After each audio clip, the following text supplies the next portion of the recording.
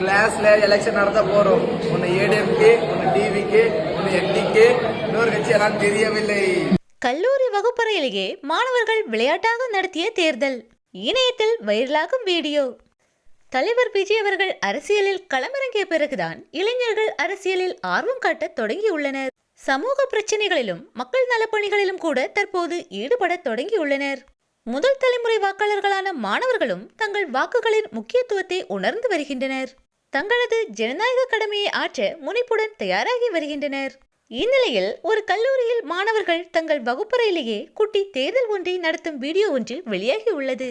அந்த வீடியோவில் ADMK, TVK, DMK என 3 கட்சிகளுக்குள்ளே தேர்தல் நடத்தப்படுகிறது. அந்தந்த கட்சிகளுக்கு வாக்களிக்க விரும்பும் மாணவர்கள் அதன் கீழ் தங்கள் பெயர்களை எழுத வேண்டும். தொடக்கத்தில் 3 கட்சிகளுக்கும் இடையே கடுமையான போட்டியானது நிலவி வந்த நிலையில் இறுதியில் தலைவர் விஜயின் தமிழக வெற்றி கழகம் வெற்றி பெற்றுள்ளது. மொத்தமுள்ள 32 வாக்குகளில் 15 வாக்குகளை பெற்று தமிழக வெற்றி கழகம் முதலிடம் பிடித்துள்ளது. இளைஞர்களின் இந்த கலகலப்பான எலெக்ஷன் வீடியோ தற்போது இணையத்தில் வேகமாக பரவி வருகிறது.